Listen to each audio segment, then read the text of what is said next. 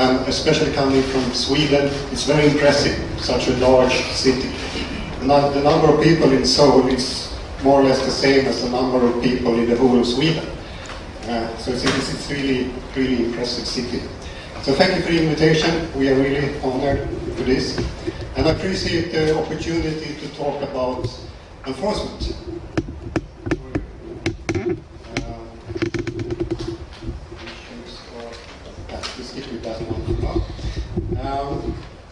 To talk about enforcement. Anders gave you the broad overview of the strategy and thinking and the transformation of the Swedish tax agency, and I will go into a little bit more in depth into enforcement, tax investigation, and the use of punishment, and explain the thinking, how we work with this, and the desired effects. Give you one example from an American professor. He's looked into a number of different enforcement agencies. Malcolm K. Sparrow. He looked into tax administrations, police organizations, and others. And he's noticed that enforcement agencies tend to be quite reactive, focus on case by case after things have happened, and by being persistent in just working case by case, the assumption is that that will have some positive effect. But it is really an assumption. The Americans talk about the blind assumption theory. That's saying that, okay, we just keep on doing tax investigations, the more the better, and then that will have a positive outcome. But it is a blind assumption theory. It's very little evidence that it actually works. Because if this would be the case, that is that simple, just do more investigation and then the problem is solved, then what you would find is that in countries where they have a lot of enforcement, a lot of investigations, that you would have very high levels of compliance. And I don't think that's true. In fact, if you compare different countries, the level of compliance differs a lot. Maybe the level of enforcement activities does not differ in the same way. And let me give you an example from Europe. The Scandinavian countries, Sweden, Denmark, Norway, Finland also, have a very high level of compliance, also very high taxes. And compare that, for instance, to Italy or Greece, where they have very low levels of compliance, relatively speaking. But that does not mean that we are doing more tax investigations in Scandinavia than in Southern Europe. I would say that maybe they are doing even more tax investigations. The one that actually reaches in the Swedish tax agency.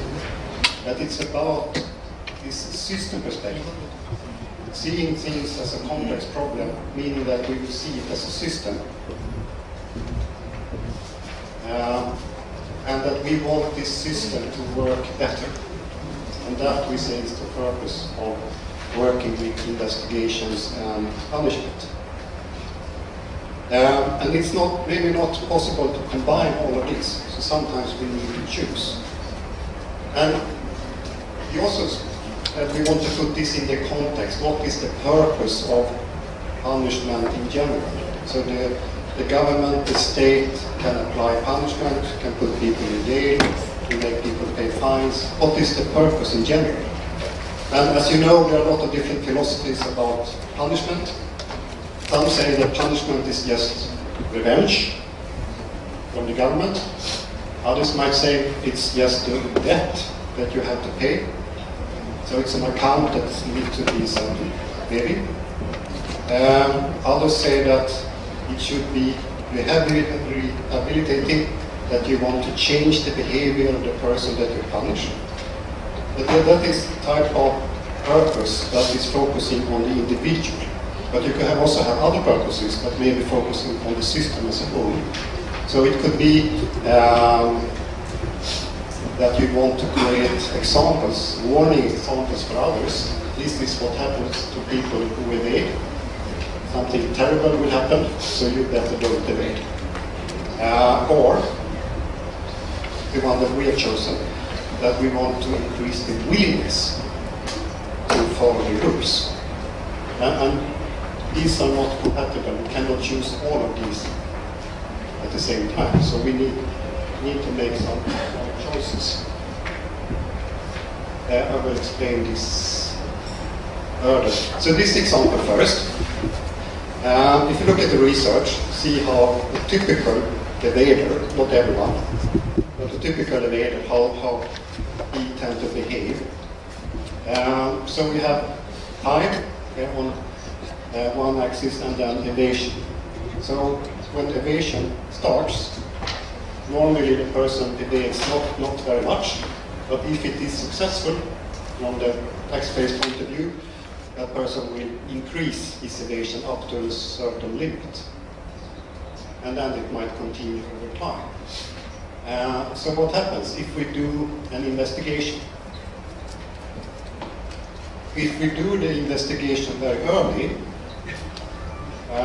this is what I call the new evader, we will collect very little extra money from that investigation. But there is a high likelihood that that taxpayer will change his behavior and become a compliant taxpayer. No guarantees, but it's a high likelihood.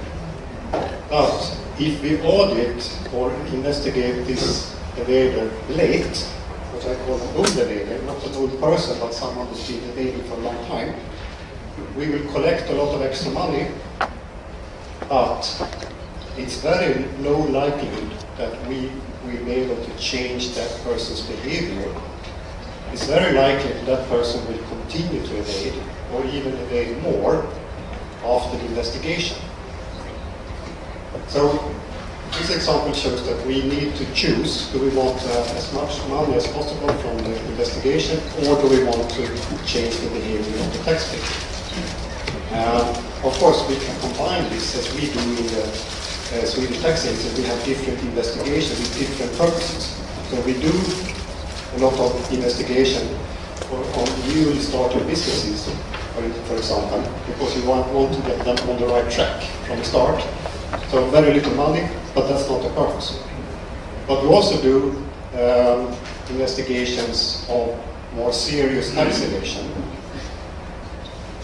And then, of course, we hope that they will change their behavior, but most often they don't. But still, that can be very important to do this investigation. And that comes back to this system approach. That's about the effect on the system as a whole, not primarily the effect on the person that we investigate.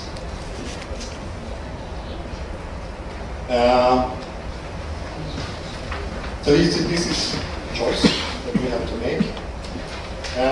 And this choice, if you want to have a lot of money or change the behavior of the individual taxpayer, that is, if we look at the purpose, how it affects on individual level. But as I said, we want to look at the system as a whole, and then we have other choices we need to make. And it's this. What we realized when we looked into the research is that it's not enough that people comply. It's also very important, why do they comply? And we want to influence the reason for why people comply. So we could use risk of detection, deterrence, intimidation first, saying that you must comply, otherwise something really terrible will happen to you. And it can work. We can change behavior if we have severe punishment. Or we can say that that's not good enough. We want people to comply because they truly believe that is the right thing to do, that they want to do it. And we have chosen that path. It might be a little bit more difficult, but we believe in the long run it's more effective, because if people want to comply, they are likely to do that even when there are no monitoring, because people always monitor themselves. So this will be more actually cost effective in the long run, but also nicer. We can combine it, we should or must combine it with treating the taxpayer fairly, with respect, and using always the C attitude that Anders talked about. That's really important. And by doing that, we can also influence behavior. But we need to choose one of these. It's impossible to do both. And it's because of this that if we focus on risk of detection, that is deterrence, if we are threatening people, then research tells us that then the willingness to comply will decrease. So that's why we cannot have both of these strategies. We need to choose. But on the other hand, and this is where it gets tricky actually, that if we focus on the willingness to comply, so we are successful in building this willingness, as a result, the perceived risk of detection will increase. And this is something we have struggled a lot with to explain to the staff of the Swedish tax agency, because it's perceived to be very counterintuitive. That meaning that if we focus on the willingness, that the willingness is the reason for the behavior. And that leads to the fact that people perceive a higher risk of detection. But that risk of detection is not the reason behind the behavior. It's just a consequence. And if you think about it, it's not that strange, because if you are an evader, so if Anders, he has decided he wants to evade, will he perceive a high risk of detection? Will he think that he will get caught? No, because he decided that he wants to evade. Of course he doesn't perceive that he wants to, that will get caught, because then he would do it. So that's typical for all criminals. If you rob a bank or whatever, you don't plan to get caught. So your notion is that this will work. But on the other hand, Anders is now a very honest taxpayer. I could never dream about evading. And then if he starts to think about, but if I did evade, I would probably get caught. I'm sure I would get caught. So that is that people perceive high risk of detection, and they actually are very honest. So that is a consequence of their behavior, not necessarily the cause. So measuring perceived risk of detection is actually a very good indicator of the behavior. So this is a choice that we need to make, because it does not need to be like this. It depends on how we work with it. Risk of detection can be the cause of the behavior. If we start to threaten people, then that will be the cause. So we can actually, depending on our strategies, influence this, what is the main reason behind the behavior. So that is what I mean by saying it's a complex problem. We need a system approach. We cannot say that risk of detection always has this effect. It doesn't. It depends on how we do it, in what context, how we communicate about it. So that's why this it's very important that we have a clear idea about the purpose. Why are we working with enforcement? So the why question is extremely important. And the reason behind this, or if I go a little bit deeper into the research, so that we humans are very complex creatures. And this research, it is a professor from Switzerland, is formulated something called crowding theory. He says that external pressure, incentives, that is normally punishment, but it could also be rewards. It actually has similar impact. These kind of incentives can increase or decrease the individual's own moral convictions. There is no clear cut. We really don't know what will happen, but we can influence the likelihood. So the moral conviction to do the right thing will decrease if the incentives are perceived to be controlling. That means that if I feel forced to do this, that I don't, it's not my own choice, then the moral conviction will decrease. But if the incentives are perceived to be supportive, then my moral conviction will increase. And the difference between these two does not really need to be about how harsh or how severe the punishment is. It's more about how we apply it, how we communicate it, and with what purpose we use it. Because punishment can increase the willingness to comply if the person perceives this is my own choice, I think it's the right thing to comply, and if I don't comply, I will get punished. And in that sense, punishment can reinforce the opinion that it is the right thing to follow the rules. So that is how the punishment is perceived. And we can support that from the tax administration by presenting this in such a way. Another piece of research, this is from an Austrian professor, psychologist, Erich Kirchner. It's called the slippery slope model. If you have not studied that, I recommend you to look it up. Slippery slope model. It's talked a lot about tax compliance. I think it's a very important piece of research relating to tax compliance. And what he says is that it's not a matter about whether you should use power or not. It's a matter about how you use that power and how it is perceived. So Erich Kirchner divides power into two different kinds of power: coercive power and legitimate power. Coercive power complies through intimidation. You are threatening people. Legitimate power is compliance through fairness. So this is similar to the crowding theory.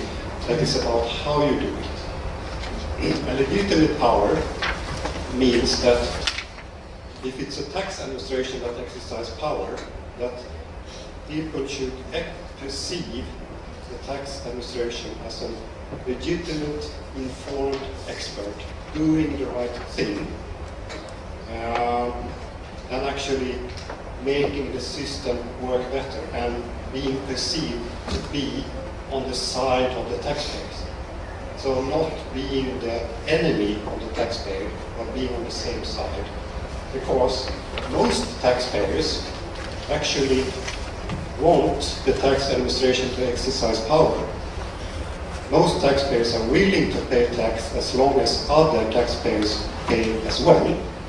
And because of that, they want to have strong tax administration to make sure that other people pay as well.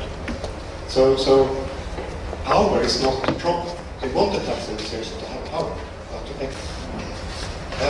So we have chosen this path that we want to focus on the willingness and adapted our strategies accordingly.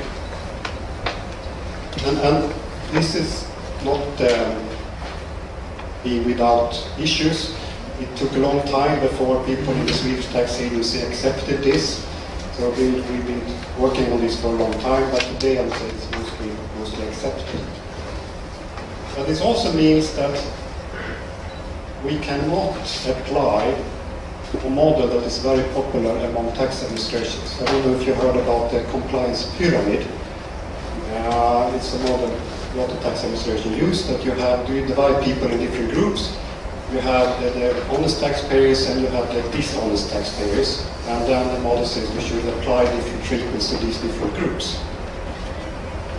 And I would argue that if you use this strategy focusing on the willingness, that model doesn't work, it doesn't apply. Because such a model has as a starting point that you divide people into different groups. So that is the starting point, that people want to comply or they don't want to comply. So that means that people, they are like that. No matter how the system looks like, no matter about the circumstances, that is how they are.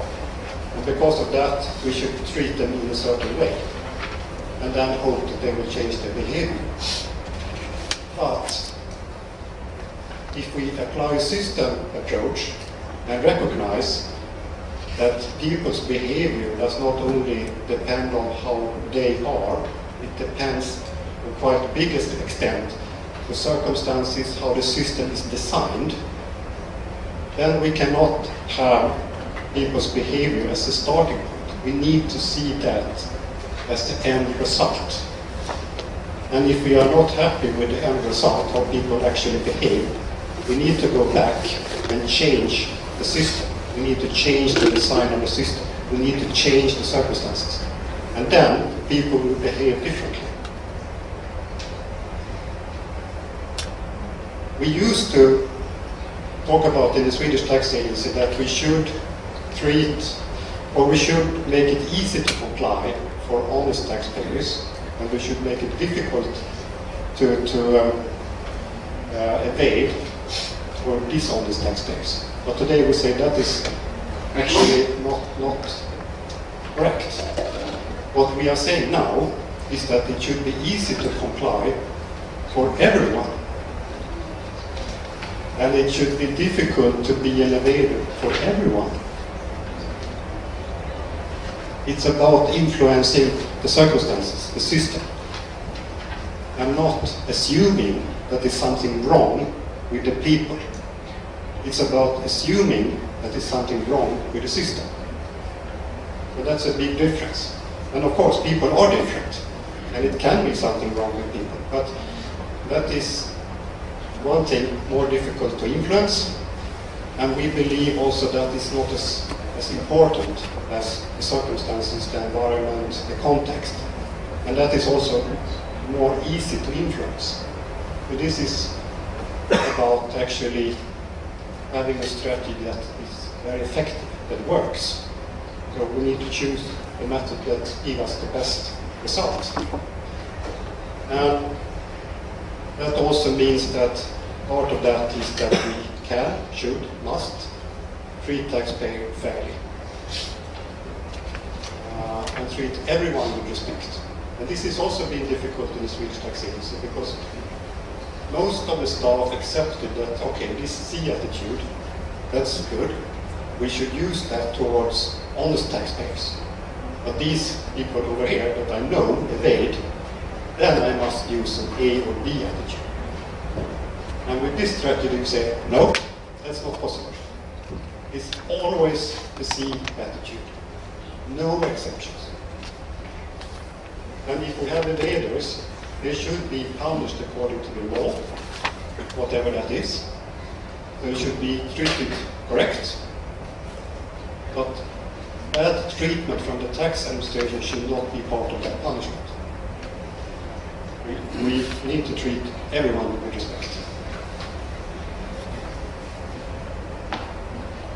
So when we're saying this purpose of enforcement, working with law enforcement, is about making the system as a whole work better. What we really mean is that we want to support social norms. Norms regulate human behavior to a great extent. We have our personal norms, our own moral conviction that regulates our behavior. But it's very tricky, difficult to influence each individual taxpayer. So what we're saying instead is that we want to influence social norms, and social norms in turn influence personal norms. And social norms consist of two types of norms. It is about what people perceive about other people's behavior. We tend to do as other people do, or what we think other people do. So that's one kind of norm. The other kind is that what other people think, so we want to think the same. So if we perceive other people to be compliant, and we perceive other people to think that tax evasion is wrong, that has a huge impact on my own behavior. That's the same as if I think everyone else is evading and everyone else thinks evasion is okay, then it's very likely that I will start to evade as well. And so we want to influence these norms, and doing that with tax investigation, crime investigation, punishment, and communication. So we are saying that we will do investigations, and in many cases we tell people in advance we will do investigation in these areas, but never in a threatening way. We don't say you must comply or otherwise. We say we will investigate these other people, those who evade, so you, as an honest taxpayer, can feel assured that you are not the only one paying tax. We will make sure that these other people pay tax. And if taxpaying community have faith, trust in the taxpayers' capability to do this, they will be convinced that most other people comply, and because of that, they will comply as well. And also by having an effective investigation, law enforcement, it also sends strong signals that evasion is wrong. Let's also support the norm. And by doing this, we can support the social norms. And that leads to, in the long run, increased willingness to comply and better behavior. So that is actually the purpose. So we don't pay that much attention to the behavior of the individual taxpayer that we investigate. We want that taxpayer to change his behavior. But if that does not happen, it's not necessarily a failure, because it could have an impact on the system as a whole, and that is more effective. Because as most tax administrations, we can just investigate a few cases every year. It's impossible to investigate everyone, so we need to do this in an effective way. So that's why we say, okay, it's not the effect on the individual taxpayer, but rather on the system as a whole. And this means, as I said, that communication is extremely important.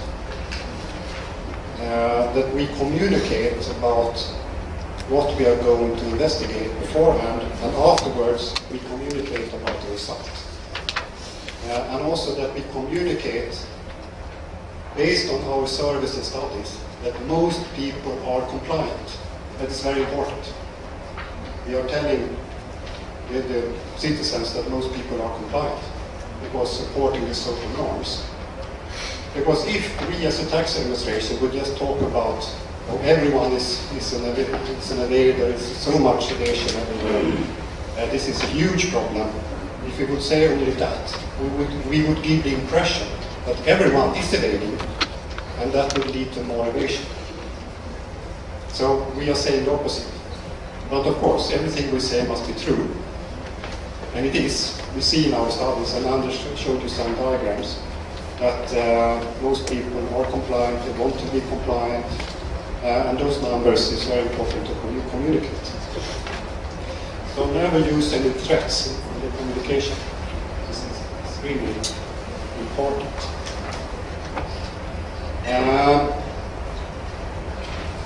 So I want to wrap this up by showing you a quotation from one of my favorite philosophers. I use this in all my presentations, so whether it fits there or not, because I think it's a very good saying. And this is what we try to apply within the Swedish tax agency. Let's say if you do not change direction, you may end up where you are heading. That's true. But we really need to think about where are we heading, and do we really want to go that way, or should we change direction?